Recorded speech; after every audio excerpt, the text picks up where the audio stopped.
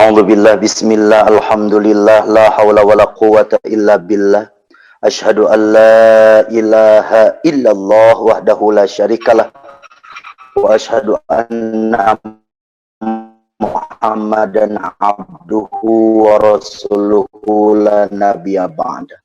Ilahi anta maqsudu kama tulubi a'tini mahabbat. Utama yang paling utama untuk guru agung kita pengersa Abah Aos. Moga Allah senantiasa menimpakan nikmat panjang yuswa dunianya.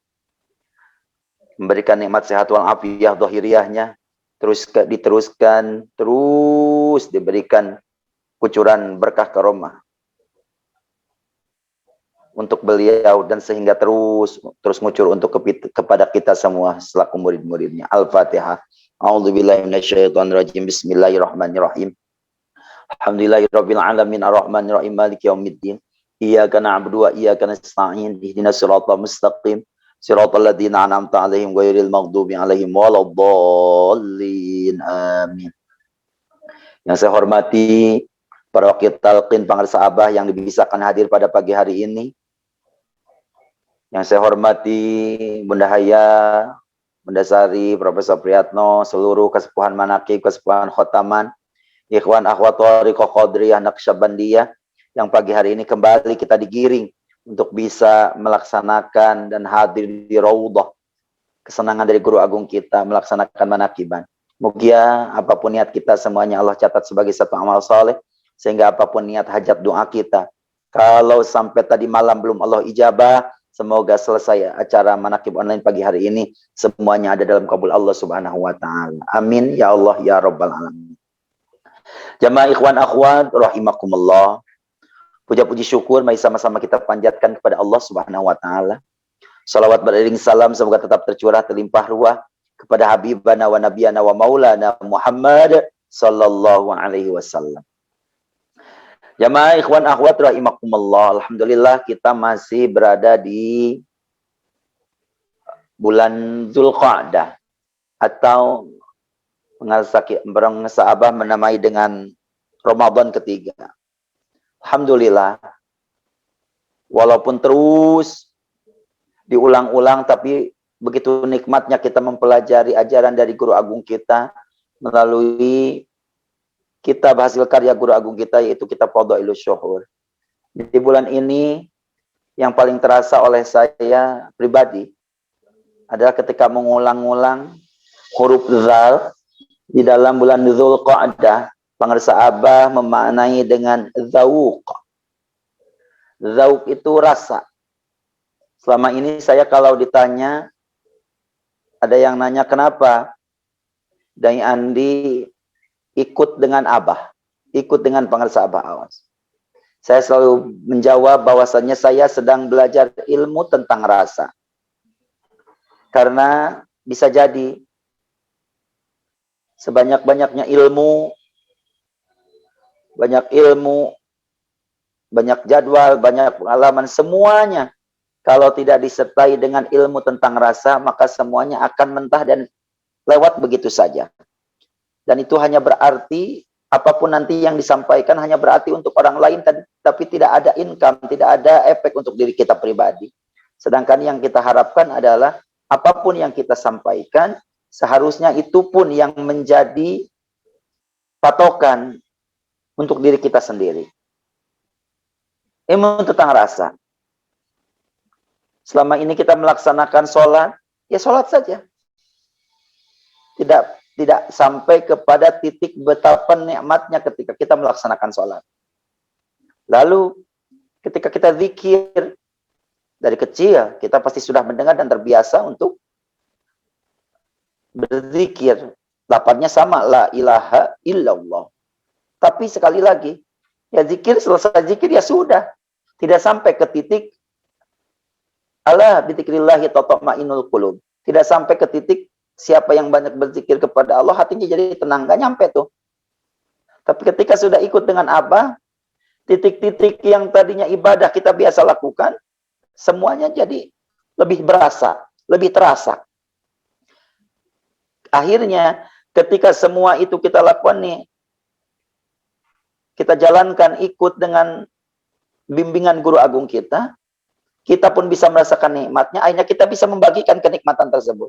Karena kata Guru Agung, kalau nikmat itu jangan pengen sendiri saja, bagi-bagi. Buat siapa? Anak, istri, keluarga, orang lain, tetangga, saudara-saudara kita. Bahkan kalau bisa kenikmatan yang kita rasakan, kenikmatan zikir, kenikmatan di dalam kita ibadah, efeknya pun akan terasa nikmat, terasa tenang bagi orang-orang yang ada di sekitar kita. Maka jangan heran, siapapun yang dekat dengan Guru Agung, pengersa apa, selalu merasa nyaman, merasa betah, berlama-lama. Bahkan kalau tidak ada tugas negara, bawaannya ya udah. Kalau udah bersama pengersa apa, sudah tidak ingin apa-apa lagi, sudah tidak mau kemana-mana lagi, berangkat kemana-mana, udah pengen sama Abah saja. Itu saking nikmatnya bersama zat rasa yang mengajarkan ilmu tentang rasa kepada kita. Ketika kita sekarang belajar zikir, ikut dengan Guru Agung kita, maka semakin banyak zikir yang kita ucapkan secara lisan dengan jahar kita. Semakin melekat zikir khofi yang ditanamkan oleh Guru Agung kita. Maka seharusnya efeknya yang paling terdekat, yang paling mudah kita rasakan adalah makin banyaknya orang-orang yang makin merasa nyaman bersama kita.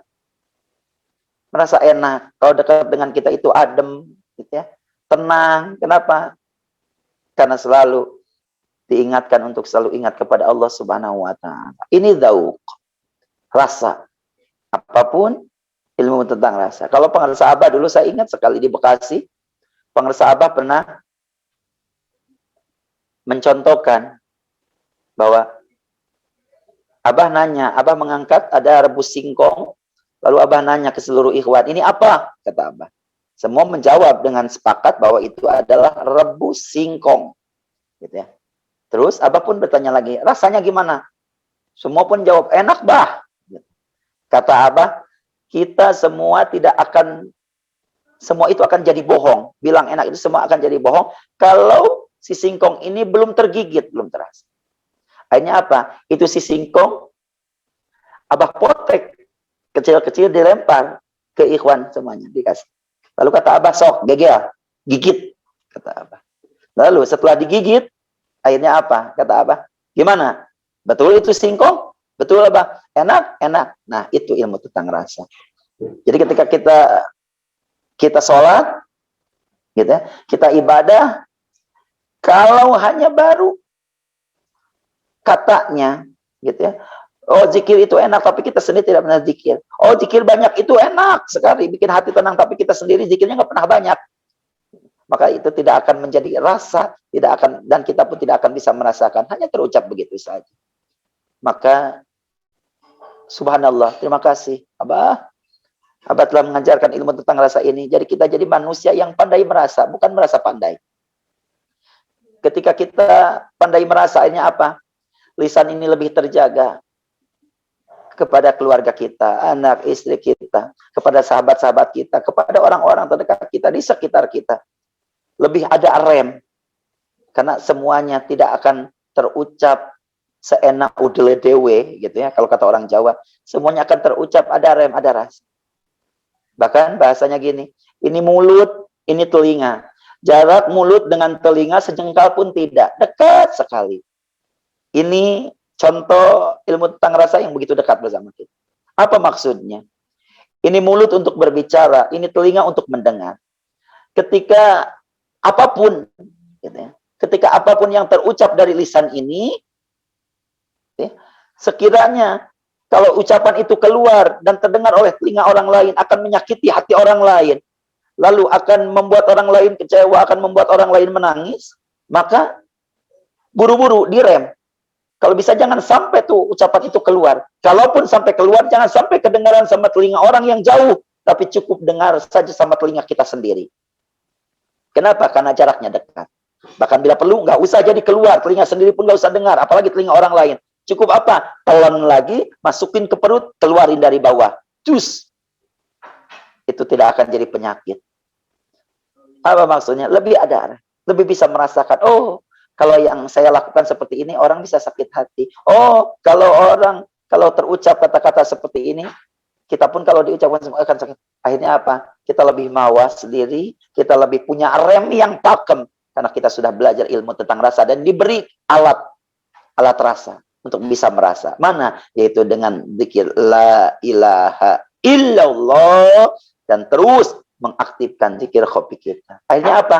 Lisannya berzikir, hatinya berzikir, akhirnya tidak ada kesempatan untuk kita hati geremet, tidak ada kesempatan untuk ngomongin kejelekan orang lain, tidak ada lagi kesempatan untuk menyalahkan ajaran orang lain. Kenapa? Karena kita sudah disibukkan dengan alat yang mendeteksi rasa yang ada pada diri kita, sehingga kita menjadi hamba-hamba yang pandai merasa, bukan merasa pandai. Terima kasih Abah, terima kasih Bunda Haya, terima kasih semua saudara-saudaraku yang selalu standby, selalu siap siaga di Manaqib Online ini. Semoga kita selalu dibisahkan oleh Guru Agung, dimampukan sehingga ilmu tentang rasa ini kita bisa bawa, kita bisa terapkan, sehingga anak, istri, keluarga kita pun bisa merasa nikmat, merasa lezat untuk mengamalkan, mengamankan, melestarikan ajaran dari Guru Agung kita Pengelsahabah. Semoga kita selalu diistiqomahkan oleh Allah Subhanahu wa taala agar selalu ikut dengan Guru Agung kita Pengelsahabah. Al-Fatihah. A'udzubillahi minasyaitonirrajim. Bismillahirrahmanirrahim. Alhamdulillahirabbil alamin arrahmanirrahim maliki yaumiddin. Iyyaka na'budu wa iyyaka nasta'in. Ihdinas siratal mustaqim, siratal ladzina an'amta 'alaihim ghairil maghdubi 'alaihim waladdallin. Amin. Alhamdulillahirabbil alamin. Mohon maaf lahir batin. Semoga Jumat berkah untuk kita semuanya. Terima kasih. Assalamualaikum warahmatullahi wabarakatuh.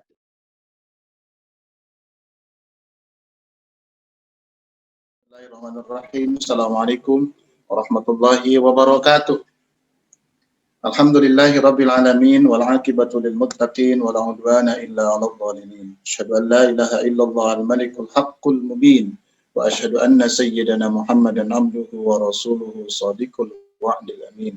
Allahumma salli wa sallim ala hadzal nabiyil karim sayyidina wa maulana Muhammadin wa ala alihi wa ashabihi ajma'in fil awwalina wal akhirin amma ba'd. Qala Allah ta'ala fi kitabihil mubin a'udzu billahi minasy syaithanir rajim. Bismillahirrahmanirrahim. Qul in kuntum tuhibbunallaha fattabi'uni yuhibbukumullah wa yaghfir lakum dhunubakum wallahu ghafurur rahim. Ala ya sadaqallahul azim. Ila hadrati sayyikhina wa mursidina sultanil awliya'i fi hadha zaman sayyidi Syekh Muhammad Abdul Ghawwar Saifullah Maslul radhiyallahu anhu wa qaddasa sirra. Al-Fatihah. A'udzu billahi minasyaitonir rajim. Bismillahirrahmanirrahim. Alhamdulillahi rabbil alamin arrahmanir rahim maliki yaumiddin. Iyyaka na'budu wa iyyaka nasta'in ihdinas siratal mustaqim. Siratal ladzina an'amta 'alaihim ghairil maghdubi 'alaihim waladdallin. Al-Mukarramin, para wakil talqin, Bunda Haya, Profesor Priyatno, dan semua ikhwan akhwat peserta Manaqib Online Internasional. Kita doakan pemangku Manaqib pada pagi ini, Bang David dan Mbak Hevi, mudah-mudahan Allah mudahkan segala urusannya, Allah karuniakan keberkahan dalam segalanya, semuanya, selamanya, amin ya Allah ya rabbal alamin. Hadirin ikhwan akhwat rahimakumullah, melanjut apa yang disampaikan oleh Rakanda Kiai Haji Muhammad Saftandi Al-Ghalibi tadi. Beliau menyampaikan tentang rasa. Memang kalau belum kerasa itu ya dusta lah. Gula manis tapi baru teori, bohong itu. Artinya kita belum merasakan gimana manisnya gula kalau belum mencoba. Tadi beliau menyatakan, kalau menyebutkan zikir nikmat, kalau belum melaksanakan itu bohong. Kenapa? Karena belum merasakan. Nah, di dalam Fadhailus Zuhur pengarsa Abah, setelah tadi huruf pertama dijelaskan oleh Yang Mulia Kiai Andi, di huruf yang kedua tentang wukuf. Beberapa kesempatan Manaqib Online yang lalu-lalu saya menyampaikan bahwa wukuf di dalam Thariqah itu, terutama dalam Thariqah Naqsabandiyah, sebagai satu dari dua gabungan Thariqah yang kita laksanakan, wukuf itu ada 3. Meskipun kalau misalkan kita tambahkan secara fikih ada 4. Yang pertama ada wukuf adadi, yang kedua ada wukuf qalbi, yang ketiga ada wukuf zamani, yang keempat ada wukuf makani. Yang pertama adalah wukuf adadi. Apa yang disebut dengan wukuf adadi? Berhenti. Wukuf itu dari kata wakofa. Wakofa itu artinya berhenti. Diam, berhenti. Wukuf namanya. Wukuf adadi yang dimaksud di dalam thariqah itu adalah berhenti pada hitungan tertentu. Dalam thariqah Qadiriyah Naksabandiyah Pondok Pesantren Sunnah, kita mengetahui bahwa berhentinya hitungan zikir kita itu pada hitungan ganjil. Nah, minimal jumlah zikir yang kita lakukan itu 165 kali. Lebih banyak, lebih bagus. Nah, misalkan kita melakukan zikir 1000 kali, tambah 1. Biar apa? Biar ganjil. Ya, itu disebut dengan wukuf adadi. Berhenti pada hitungan ganjil ketika kita melakukan zikir.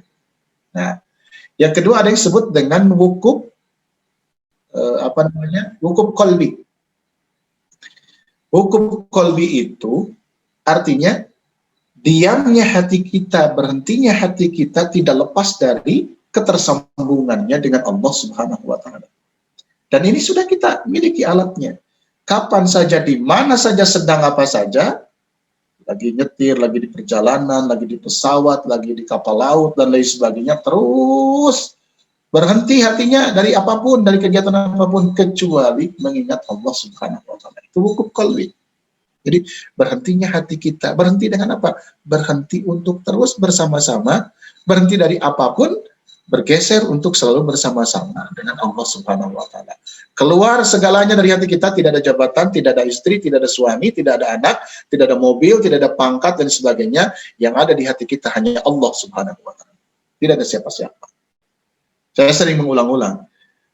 Di dalam satu kitab sederhana, Ibnu Taimiyah menyebutkan, judulnya itu Risalatun fil Qalbi. Dia mengatakan Allah menciptakan hati bagi manusia untuk satu kepentingan. Apa? Menghadirkan Allah di dalamnya. Bukan untuk mengingat hutang, bukan untuk mengingat-ingat dosa. Karena tidak wajib ingat dosa itu. Ingat hutang juga tidak wajib. Hutang itu wajibnya dibayar. Dosa itu wajibnya ditaubati, tidak diulang lagi, tidak dilakukan lagi. Jadi yang wajib itu mengingat Allah, yang wajib mengingat itu mengingat Allah. Ingat Allah. Tidak wajib ingat dosa. Dosa mah tinggalkan, tobatan, bukan diingat-ingat. Begitu. Nah, ini wukuf qalbi. Kemudian yang ketiga ada yang disebut dengan wukuf zamani. Wukuf zamani itu durasi waktu yang kita tentukan untuk melakukan refleksi, untuk melakukan muhasabah, melakukan introspeksi diri. Misalkan dari tadi pagi kita sejak bangun tidur sampai hari ini, berhenti dulu sebentar, kita cek seberapa intensif kita ingat kepada Allah, seberapa banyak kebaikan yang kita lakukan dari pagi bangun tidur sampai hari ini. Itu disebut dengan wukuf zamani. Dalam durasi-durasi tertentu kita melakukan evaluasi, kita melakukan apa? Refleksi, kita melakukan introspeksi diri. Apakah selama jeda waktu itu kita lebih banyak mengingat Allah atau lupa kepada Allah? Terus wukuf zamani. Berhenti untuk durasi-durasi tertentu. Berapa lamanya? Maka silahkan tentukan oleh kita. Saya melakukan muhasabah, melakukan introspeksi, melakukan evaluasi itu mau sejam sekali. Bagus, silahkan. Gitu. Supaya apa? Supaya kita selalu mengevaluasi diri. Jadi di durasi waktu itu seberapa banyak kita ingat kepada Allah, seberapa banyak kita lalai kepada Allah. Itulah wukuf zamani. Dan yang keempat adalah wukuf makani. Jadi diam pada satu tempat, dan inilah yang kita mafhum bersama al-hajju arafah. Wukuf di padang Arafah. Itu adalah wukuf secara fikih. Artinya tidak bisa kita wukuf di tanggal 10 atau di tanggal 8. Wukuf itu di tanggal 9 Zulhijjah, di hari Arafah. Di tanggal 9 Zulhijjah, di Arafah maksud saya itu. Di Arafah. Itulah yang disebut dengan wukuf makani. Tidak bisa kita wukuf untuk ibadah haji, rangkaian manasik haji itu dilakukan di Condet. Tidak bisa, misalkan. Atau di mana? Di Purbalingga, tidak bisa.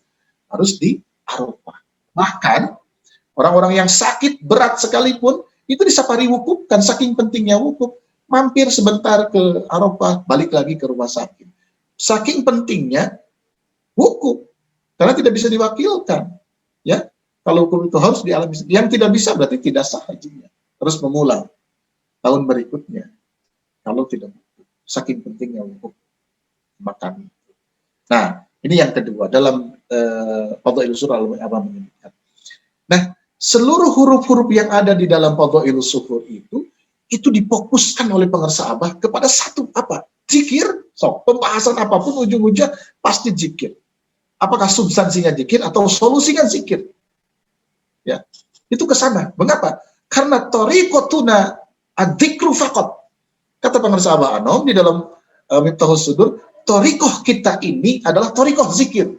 Maka kalau ditanya, thariqah itu apa? Kata pengarsa Abah Anom, jawab zikir thariqat. Kalau ditanya thariqah teh siapa? Thariqah itu saha. Ya. Kata pengarsa Abah, jawab thariqah teh mursyid. Kenapa? Karena kita melakukan tata aturan ibadah dan sebagainya, disiplin amaliyah yang ada dalam thariqah ini berpatokan kepada bimbingan guru kita semua. Bukan thariqah atau harimau karab sendiri mah. Seenai dewe gitu ya. Itu bukan thariqah. Thariqah mah ikut aturan. Aturan siapa? Yang menetapkan aturan. Itu thariqah namanya. Kalau semau gue, ya bukan thariqah namanya. Thariqah itu ikut aturan, ikut bimbingan, ikut irsyadat, ikut mau'idhah guru di dalam thariqah itu sendiri. Ya risiko. Kalau tidak mau ikut, ya mending jangan berthariqah. Itu risikonya. Harus ikut aturan. Oke. Baik. Nah, hadirin rahimakumullah, ya Ahmad rahimakumullah. Jadi, di semua huruf Fadhailus Suhur itu diarahkan ke zikir semuanya. Masya Allah. Bahkan, Abah pernah ditanya, apa thariqah itu? Makan. Gitu. Thariqah itu dahar, makan. Bukan makan nasi, bukan makan bala-bala, bukan makan surabi, bukan itu. Tapi apa? Makan amaliyah yang sudah disiapkan. Karena itu sudah dilakukan oleh guru-guru, oleh silsilah zahabiyah, silsilah emas dalam thariqah itu. Kita tinggal makan. Terus capek-capek. Masya Allah. Huruf ketiga misalkan lahun. Lahun itu apa? Main-main. Coba pengarsa Abah mengutip satu hadis. Semua perbuatan yang tidak ada zikir dalamnya, lahun walaibun. Itu adalah hanya permainan semata-mata. Dia sholat 1000 rakaat semalam, tapi tidak ingat kepada Allah ketika sholatnya, main-main itu. Kenapa? Begitu pentingnya ingat kepada Allah yang menyertai ibadah yang kita lakukan. Jadi sholat, ngaji, baca Quran, dan lain sebagainya, itu dianggapnya main-main kalau tidak ada zikirnya. Dapat pahala, apa? Gugur kewajibannya, gugur asal memenuhi kaidah, syarat, rukun, kaifiat terpenuhi, gugur kewajiban sholatnya. Tapi itu nilainya main-main. Kenapa? Karena ketika sholatnya tidak ingat hatinya kepada Allah. Maka bersyukur kita sudah diinstalkan, dimasukkan, disatukan dengan diri kita alat yang bisa kita gunakan, yang selalu kita gunakan untuk terus menjaga ketersambungan diri kita dengan Allah Subhanahu wa Ta'ala.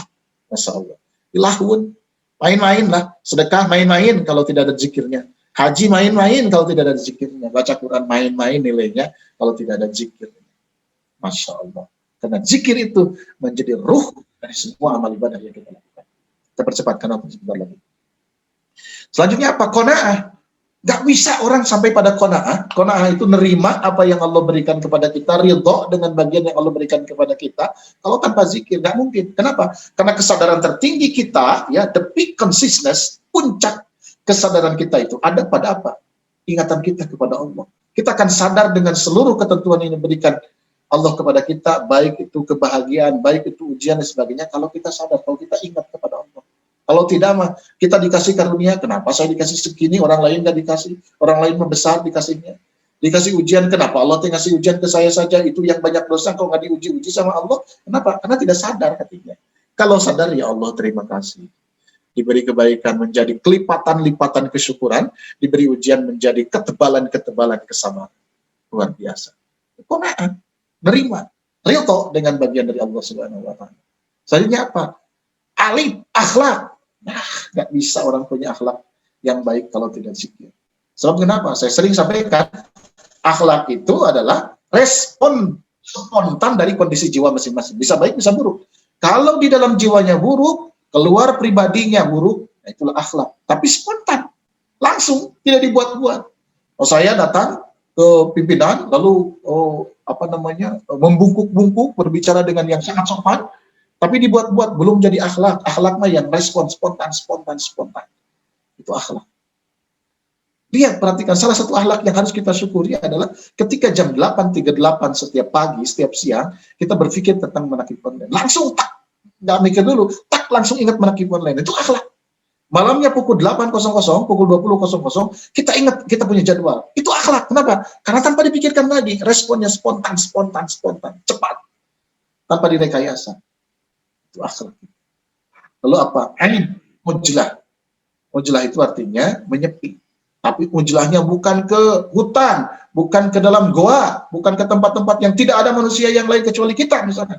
Tapi ujlah yang dimaksud adalah al-ujlah bil jalwah. Kita menyepi di tengah keramaian. Hatinya bersama-sama dengan orang lain di tengah keramaian. Fisiknya di tengah keramaian, tapi hatinya bersama-sama dengan Allah.